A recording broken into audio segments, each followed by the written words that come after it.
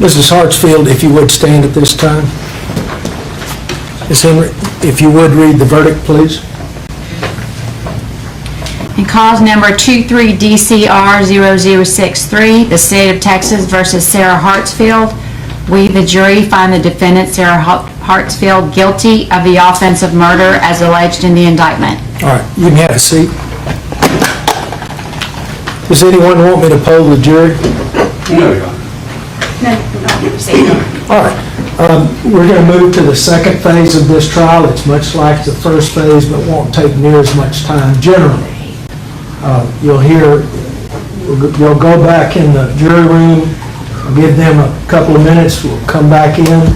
You'll hear opening statements by the state, by the defense. You'll hear witnesses from the state or the defense.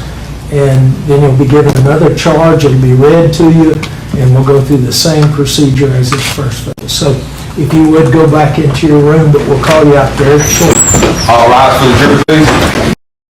Sarah Hartsfield moved through the halls of her Texas home with an almost ritualistic precision, each step measured, every glance calculated. The air was thick with the smell of antiseptic and the faint sweetness of flowers that had arrived just yesterday. Condolences from neighbors who had no idea what really transpired behind her closed doors. She had been married 5 times, and each union left traces of mystery, fear, and, some whispered, tragedy. Now, her 6th attempt at domestic normalcy would never come to pass, for fate, or perhaps her own hands, had conspired to end her 5th marriage in a way that left authorities puzzled, families grieving, and the small town buzzing with suspicion. Joseph Hartsfield had not been an easy man. He was meticulous, careful, a diabetic who depended on a strict regimen of insulin to survive. Yet somehow, one January morning, the delicate balance of his life tipped into catastrophe. Toxic levels of insulin coursed through his veins, and although the manner of death was ultimately labeled undetermined, whispers of foul play clung to the edges of every conversation. Sarah, her eyes wide with grief, claimed she had tried everything: juice, jam, frantic calls to medical professionals. But Joseph's life slipped through her fingers. The defense would argue he had mismanaged his own condition. The prosecution would paint a different, darker picture. The hospital was a maelstrom of urgency and suspicion. Nurses whispered in corridors, noticing Joseph's fear, the way he had confided to them about leaving Sarah, about opening a new bank account in secret, about wanting a life beyond the cold walls of their Texas home. "I can't do this anymore," he had said, barely audible over the beeping monitors. Yet his voice was silenced before plans could materialize. Sarah's behavior drew the attention of police officers, who, upon their arrival, recorded every interaction, every question, met with the same startled, defensive response.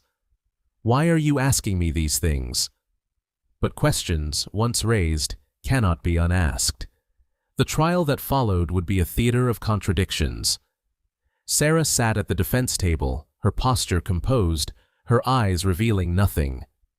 Prosecutors laid out the timeline with painstaking precision: the hour she allegedly waited before calling for help, the monitoring devices blaring unanswered alarms, the undetermined cause of death.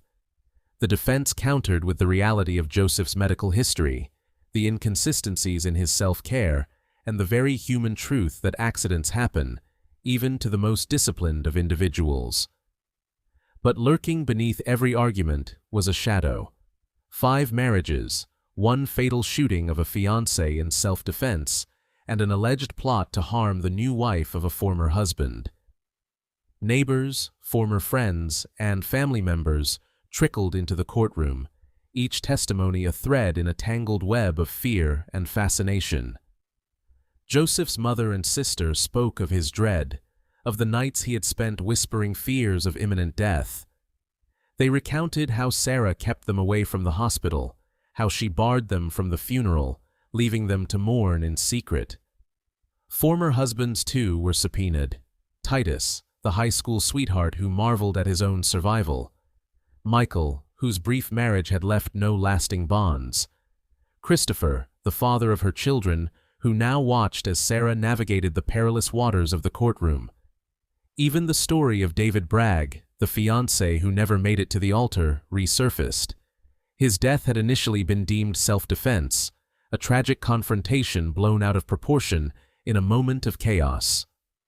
Yet with the lens of Sarah's fifth husband's death, investigators returned to the past, retracing old footsteps, questioning decisions made years ago.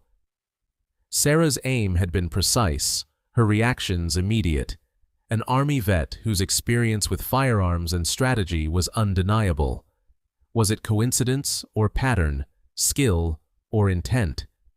Allegations of manipulation and control hovered over every detail. Court documents suggested Sarah had pressured husband number 4 to commit a crime against the new wife of a previous husband. Protective orders had been issued. The FBI even requested drive-bys to ensure no further harm. A pattern emerged, not of love, but of influence and intimidation, threads of fear woven into the lives of those who had crossed her path. Social media offered a window into a psyche that was at once public and private. Sarah's posts, replete with grief and longing, conflicted with friends' accounts of her coldness and calculated resentment. She wrote of exhaustion, of the void left by Joseph, yet the timing, amid preparations for divorce and hidden bank accounts, suggested a more complex narrative. Was she mourning, or was she performing? The question lingered, unanswered, gnawing at jurors and town alike. The courtroom, a crucible of truth and perception, held its breath. Arguments collided, evidence was dissected, and the lives of 6 husbands, countless children, and wary neighbors converged in a drama of suspense and moral ambiguity.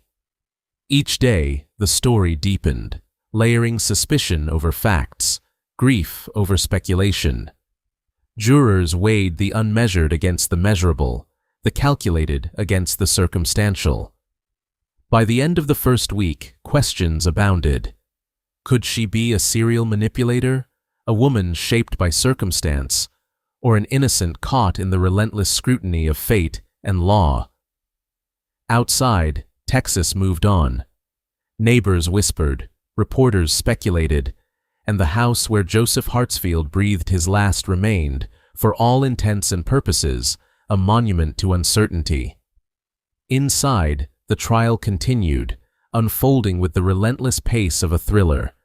Testimonies that startled, revelations that shocked, and the ever-present question of intent versus accident.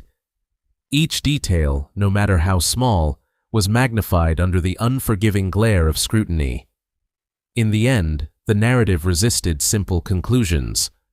Sarah Hartsfield, 50 years old, 5 marriages behind her, a trail of chaos and alleged crimes, remained a figure both compelling and terrifying. Was she a victim of circumstance, a master of manipulation, or a harbinger of tragedy? Perhaps the truth lay somewhere in between, obscured by grief, fear, and the human tendency to seek patterns where there may be none. As the jury prepared to deliberate, the town, the families, and the nation watched, suspended in a tense anticipation that only true crime can provoke. Each detail, each testimony, each post on social media became part of the puzzle, a story that blurred the lines between fact and fiction, love and malice, grief and guilt.